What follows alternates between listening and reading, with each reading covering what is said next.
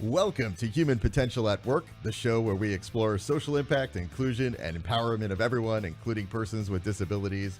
Your host is Deborah Rue, CEO of Rue Global Impact, and co-founder and chairwoman of Billion Strong, an identity and empowerment organization designed to bring billions of voices of persons with disabilities together.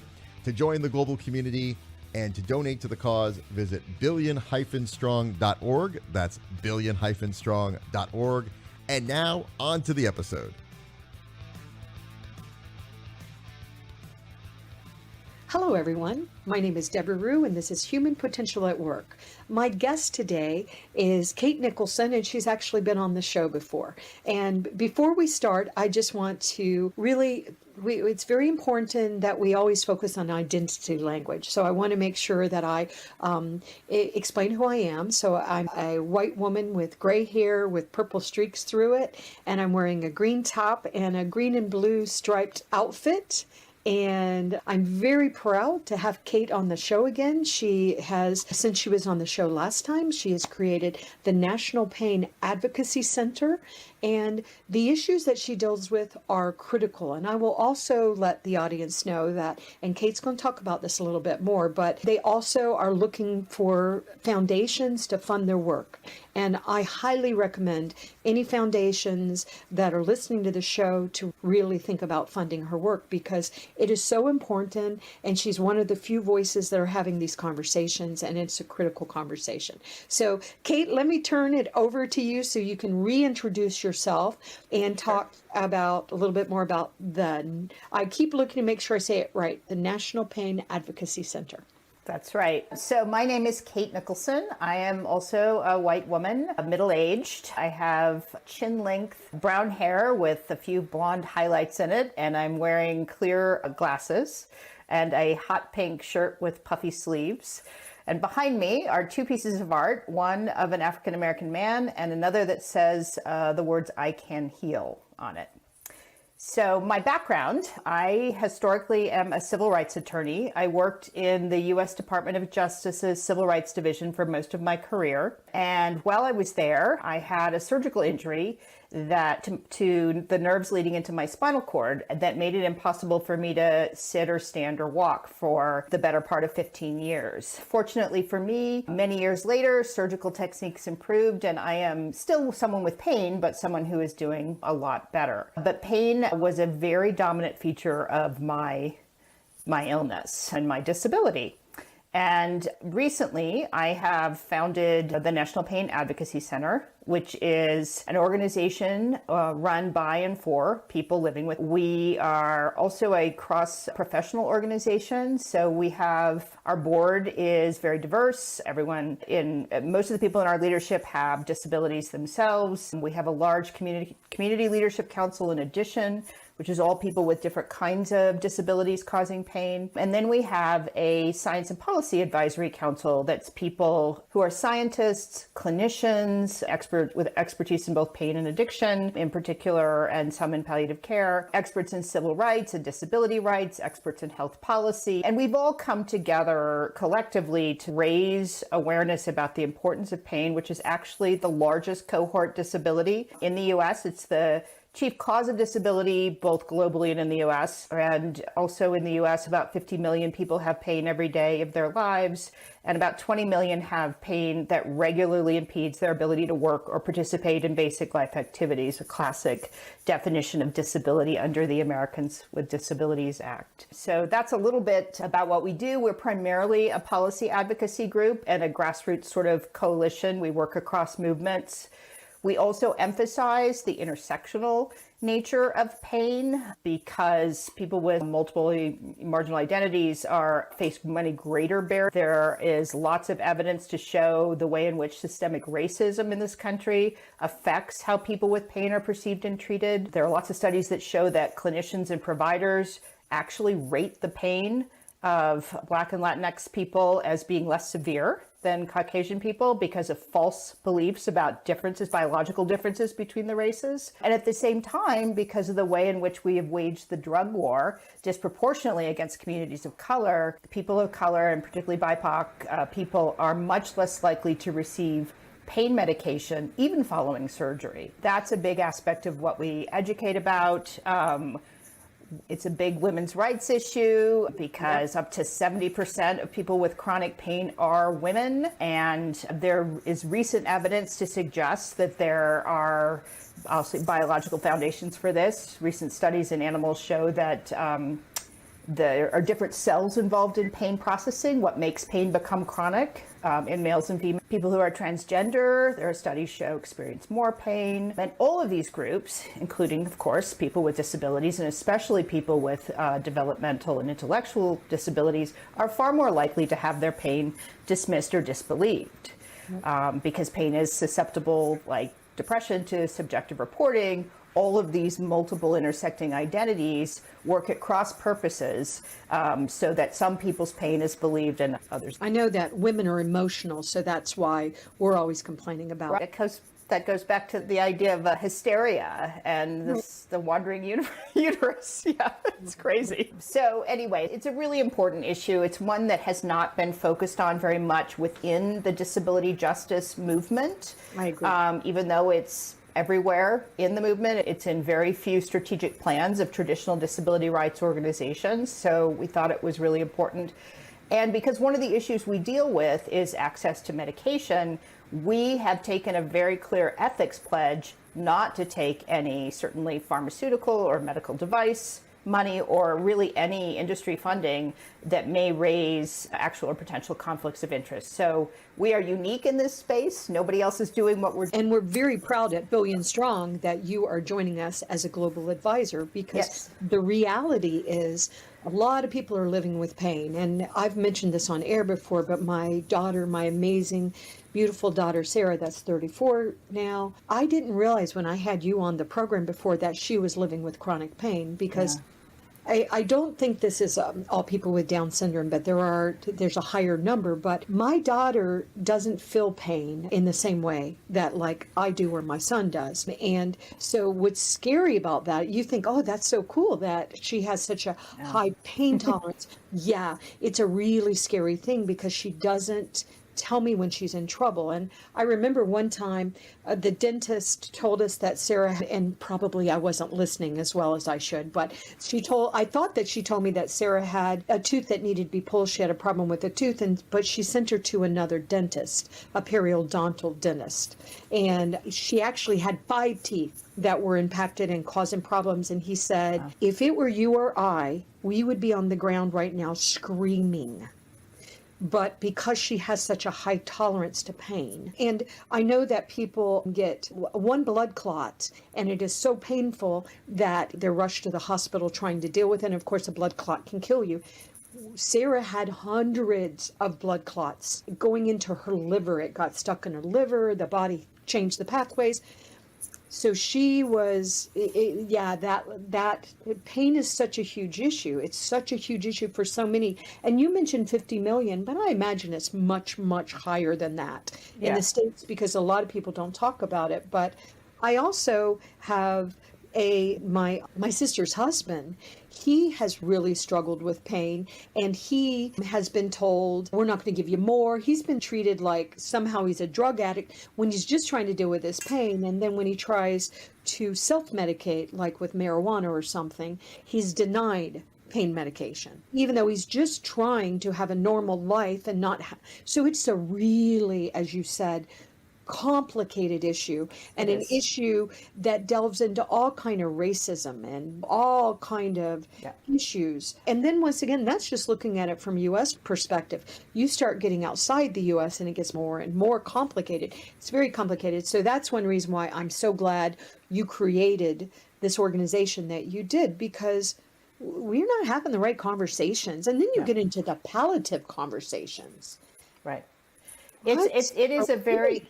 Yeah, it's a very complicated issue. And it's interesting, a couple of the things I'd love to pick up on that you mentioned. One is people do have different tolerances for pain. And pain, a lot of people don't really understand the difference between sort of the pain that everybody has that's actually biologically important. People who don't experience pain, or people like Sarah who have a particularly high tolerance, don't function as well because often people who don't experience pain, and that's a genetic abnormality to not even feel feel it don't live very long, because you have to know to seek rest or seek care. You have to know when you're in trouble. And so it is designed to be a protective bodily function.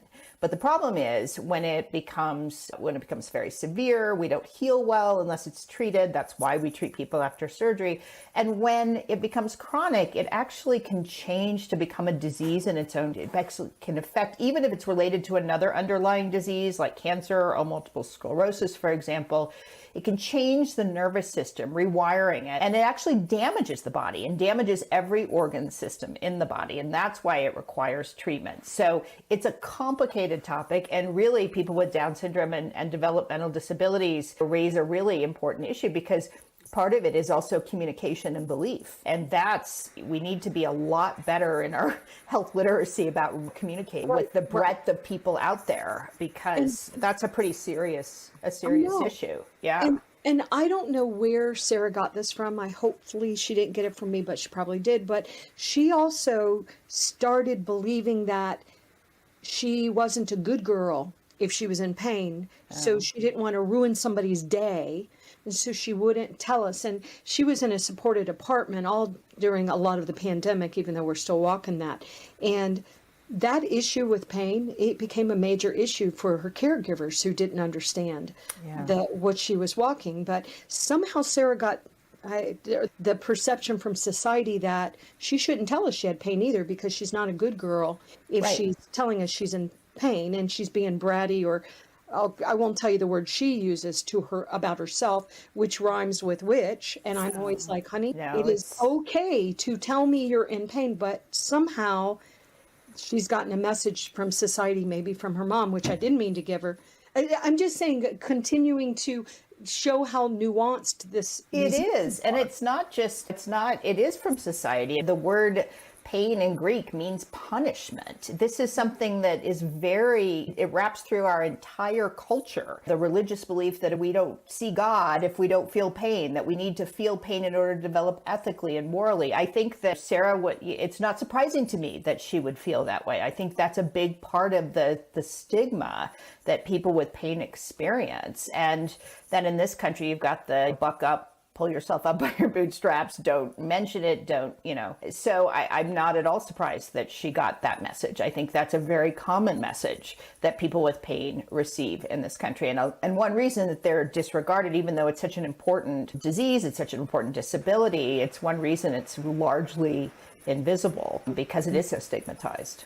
And we're not supposed to talk about it. We're not supposed to mention it. We're supposed to just push forward, which is fine if you're there's even this idea that we're such a pill society, which in some ways is true. People will take an Advil to go through and continue working if they have a headache. The problem is we're not so good on the extreme end with getting appropriate care to the people who are really quite seriously suffering, who have really severe disabilities and diseases.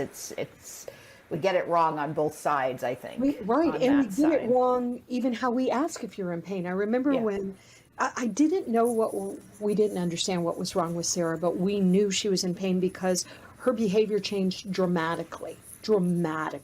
And I knew she was in trouble, but I couldn't figure it out. And by the way, even when I rushed her to the hospital, I'm not going to, I'll get upset about it, but even they couldn't figure out why she was in so much pain. But at one point, she had been in the hospital just 3 days, and they were saying, okay, we're going to release you. And I started crying. I said, please don't release us from the hospital. Something is wrong, and I don't know what is wrong with her. I'm not qualified to take care of my daughter, please. And so they went and they did another couple of tests, and then they found it. And they were so shocked by how big the mass of blood clots were that doctors were coming in to look at her. And they don't even have a name for her disorder. We know she has a blood clot disorder, but it's not one of the known ones. But they were giving her a little tiny chart. Well, actually, they weren't. It was across the room, and this is a wonderful hospital, but there was a white board that said who our nurse was, when she got her last pain medicine, and then on the very top there were these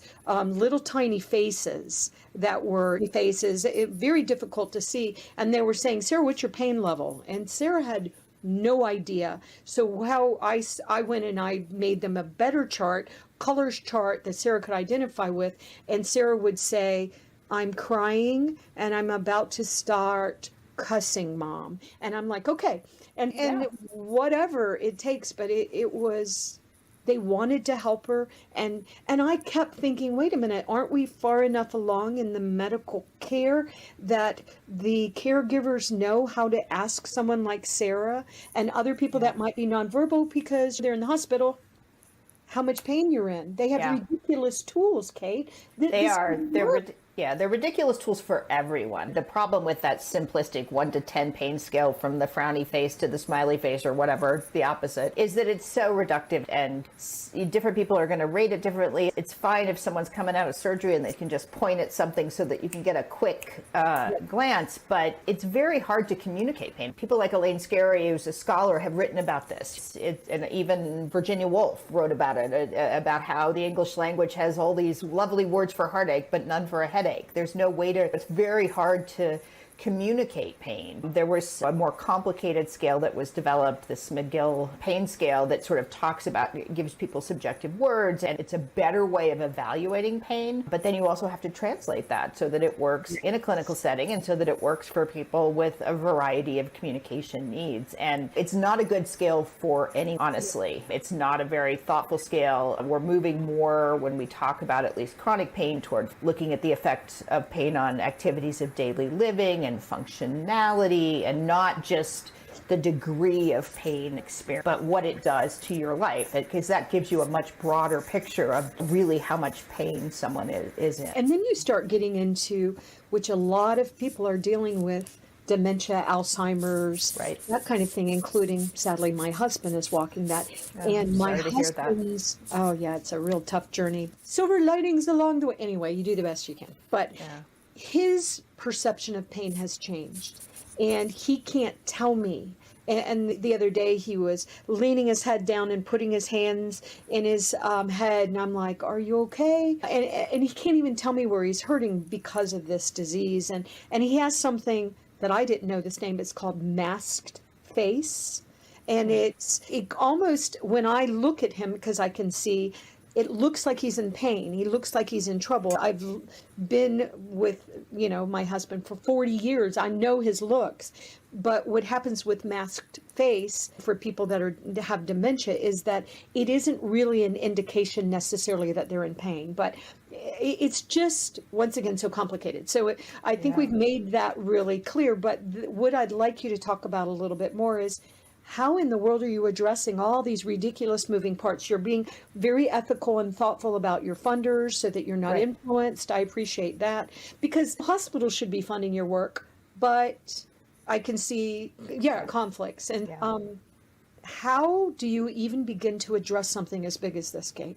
Well, it is a lot to get our hands around, certainly. And one thing I want to come back to at some point is the secondary issues you raised about access to medication and how it's gotten even more complicated crisis, which is a very important crisis as well. But before we get there, we are approaching it really basically in 3 ways. We are meeting with policymakers frequently to look at a variety of issues that affect people with pain, be it, coverage of care or access to medication, or just raising awareness. We are stopping bad bills that come before Congress, but we're also really educating people proactively. We've spent a lot of time educating people at CMS, that's the Center for Medicare and Medicaid Services, that sort of sets the policies about what's covered, at the Department of Justice about this issue being an important disability rights issue, and really throughout the federal government. We have placed op-eds and written articles in major publications to talk about these issues.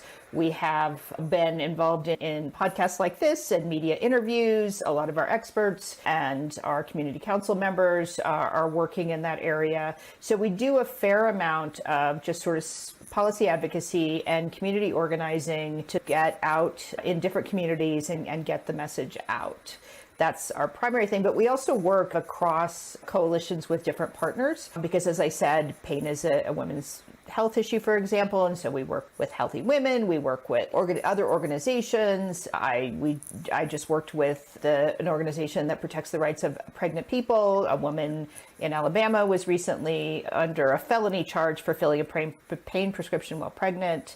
We work with Drug Policy Alliance and other groups that are looking at the racist history of the way in which we carve out our drug policies and who we focus on in that. And obviously I work with Nickel and other disability rights organizations as well. That's the National Centers on Independent Living, where I've co-chaired a task force for a few years. So we do a fair amount of coalition building across the movements that I mentioned before, the sort of primary areas that people are affected by pain. So it's a combination of sort of policy and awareness raising, really, and trying to uplift the representation of people in pain, real people in pain, telling their genuine stories in the media, in social discourse. We're working on a new campaign that I'm really excited about, where our people, we're starting with our own people, are telling their stories. It's like a Humans of New York project, but a pain project. We had written a few stories of real life stories of people with pain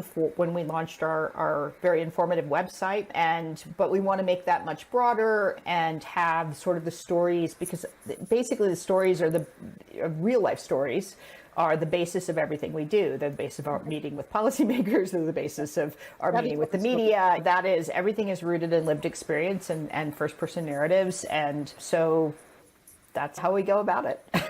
Well, and if you want us to help tell our story, Cirrus Communications, that would be great. We would love to, and we can also tell the story from my husband's experience. But I write for Forbes, so I would love to write an article about this with you. So let's make that happen. That would be fantastic. I would love to have both of those experiences. Because I think anyone watching the show that does your own podcast or you write, help Kate, because we're going to have to address this in a more humane way. This is ridiculous what we're doing with these pain issues, and it really impacts the quality of people's life. And on top of it, you're in horrible pain, Kate, and then you're treated like you're a drug addict. That's why my brother-in-law has been treated. Yeah, wow, what are y'all doing? We know he's in pain. They doctor.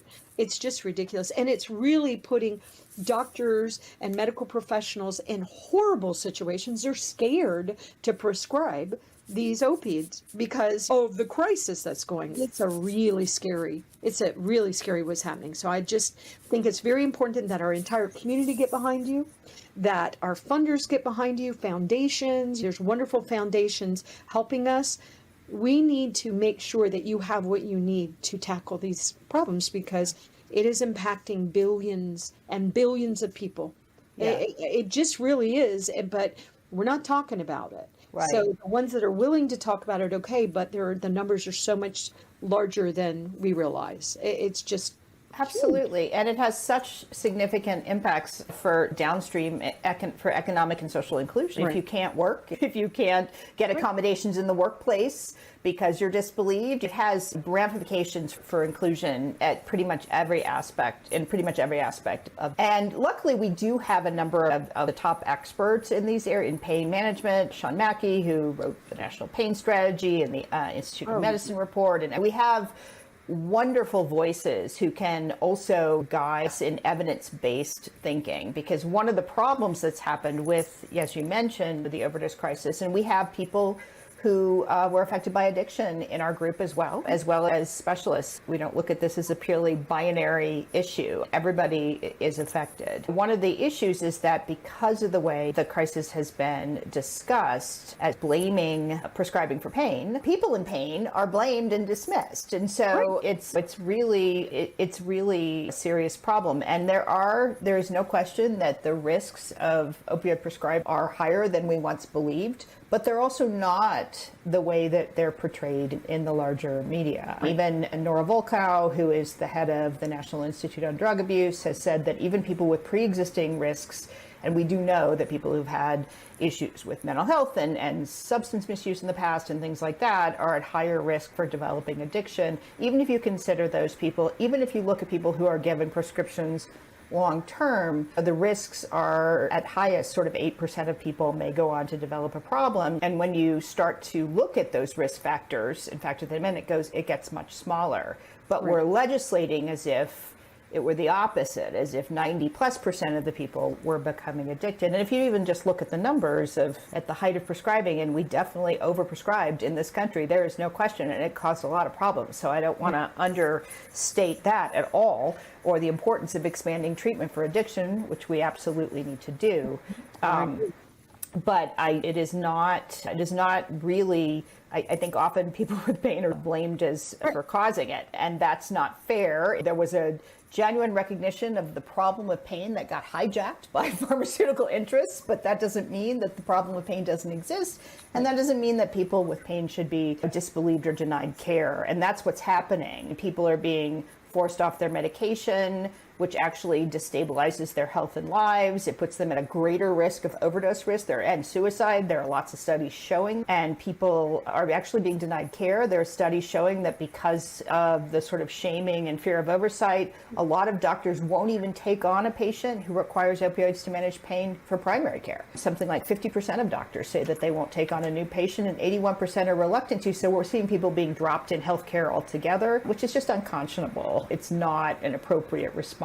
And the other side of the problem is we really do need to focus on the risks today with the overdose crisis. We have cut prescribing by 60% since 2011, and overdose deaths have skyrocketed since that time. So sad. And they are delivered, it's because of an increasingly potent street market that people are going to with stimulants. And a lot of people talk about, or because they're just seeking to, there are a lot of reasons that people use drugs, right? A lot of reasons.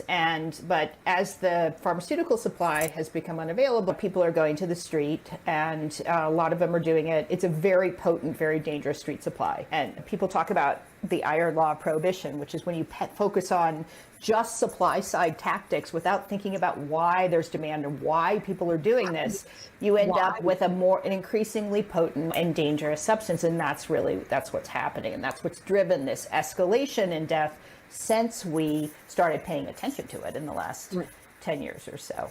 And then I was talking to a doctor. I had just a little treatment done, and he was going to prescribe me medication. And I'm like, oh, no. And the problem that I'm seeing also is that people don't want to take the medication. He said, I don't want the pain to get ahead of you. That was something the hospital always said when we were dealing with Sarah. Don't wait. Do it exactly as we prescribe. But and I was talking to this doctor about it, and he said he has so many people that don't want to take it. And he said, no, you actually do need to take it. We don't want your body to be in so much pain because of the surgery. It affects how you heal. You have patients that are terrified to take.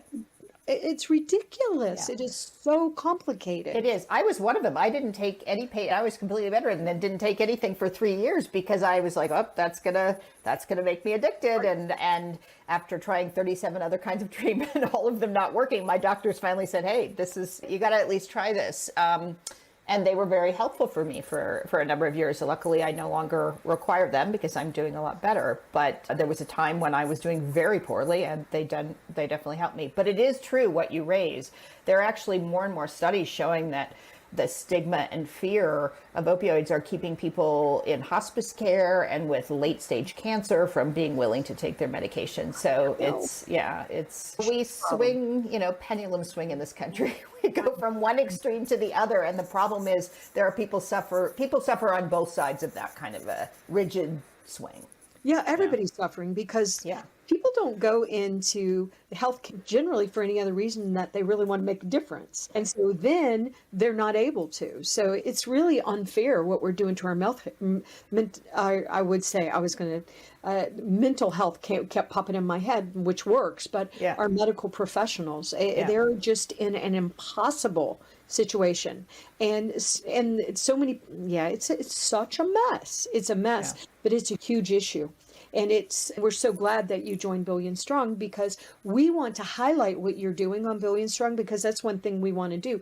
We want to bring the community together to feel good about our lived experiences with disabilities, empower each other, but we want to talk about these issues that are happening, because I don't hear anyone talking about this but you, which is why, but we want to pull the communities together so we all can support each other and help people understand that you're part of our community also, and want to be part of our community. And we appreciate that. You have been great about highlighting this issue from the start. You have understood this and highlighted it from the get-go. We've had several conversations between this organization and Access Chat. So, and I didn't even know my daughter was in that much pain when I was home. But you did recognize that it was an important issue from the get-go. You did. And then we appreciate that. I think it's interesting. And I think from a global perspective, it's even more important because cultural differences really impact how people receive care. And if we're talking about the access to medication issue, we have countries in which there's no access at all.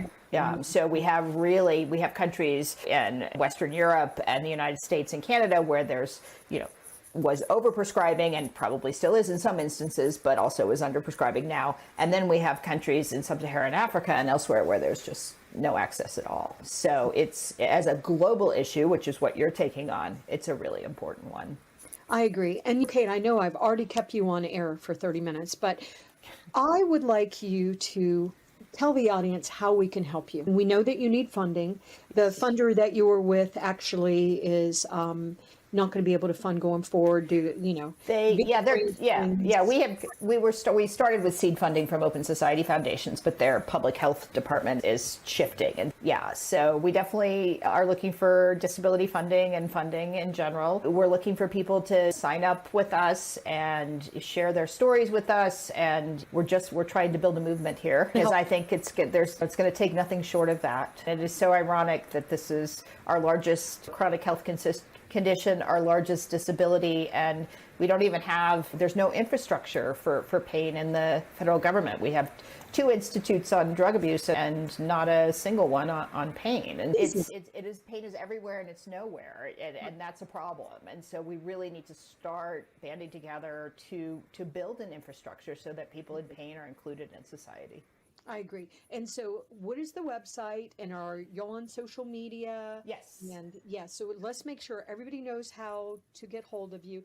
And if I was listening and I wanted to tell my story, which I can go to the website, or I want to help with funding or anything else, how do we get to you? Sure. The website is nationalpain.org. www.nationalpain.org. You can reach me at kate@nationalpain.org or reach us at info@nationalpain.org. Any of those will do. And we are also on Facebook and Twitter and LinkedIn, again, as National Pain. All right. And I know that one of the things that we're going to do at Billion Strong, it's such an audacious goal what we're doing, but we want to create an impact fund, and we want to fund programs like yours. That's great. Because we are the community of people with disabilities for people with disabilities. And like y'all, we're looking at the intersections, representation matters. We already have 70 countries that have joined us. That's amazing. Every single country in the world, because we can't leave anybody behind in these conversations, but we actually want to build an impact fund so that we can fund really important work like yours also. But they don't have time to wait. So let's help them, because this is just, so many people are losing their lives because of these issues, and their quality of their lives are being impacted. And we have to solve these problems. So we all need to get behind Kate. We really do. I look forward to writing the article with you. So I'll get back with you on that. But and you really need to come back on Access Chat and talk. Yeah, I'd love to. Global love to. As well. And actually, I'd love to have some of our community council next time on Access Chat, since I've been the one last time. I really believe in passing the microphone to those who are most marginalized in our community. Yes. I would love to feature, if we come back, some of our community council members to talk about these intersecting issues. I would love for you to come back on Human Potential at Work and talk about that with your community. Great. And you on Access Chat. And once again, anyone listening that have your own shows that want to help, we all need help. This is our issue. All of us are impacted by this issue. Every single one of us human beings. Let's help Kate deal with these complicated issues because it's really impacting people's lives. So that's one reason why I'm so behind you. But Kate, thank you for your leadership. I love how you took a very difficult time in your life and you used it to really enhance the world. That is a real servant leader, and I appreciate that. So thank you, Kate. Thank you. I'm fortunate to be in a situation where I have the energy to do it. No, really, I agree. Thank you, everyone. Once again, nationalpain.org. Yes. Get behind her. Let's help her. We'll be promoting any crowdfunding. I don't even know if you're allowed to do crowdfunding. Probably not, because you're being so conscious. Yeah, and we're a 501c3, so we are careful about how we do. People have donated. It's a surprising number of people have donated just through our website, even though we haven't even asked for money that way since we launched it, and we just have. So that's another way we can help you. We Absolutely. can donate. So, yes, that would be great. What we're doing with our crowdfunding is any amount helps, because we're all in this together. And here's another example of what Kate's doing with the National Pain Organization that shows why we got to come together and help each other. We've got to help each other. So thank you, Kate, and thank you to my audience. And we'll have her on again with the panel. So it's my pleasure to be here, and always good to talk to you, Deborah. Thank you so much. Yeah, thanks, Kate. Bye, everyone. You've been listening to Human Potential at Work. To learn more about Rue Global Impact, visit rueglobal.com. And to learn more about Billion Strong, an identity and empowerment organization designed to bring the billions of voices of persons with disabilities together, you can join the global community and donate at billion-strong.org. That's billion-strong.org.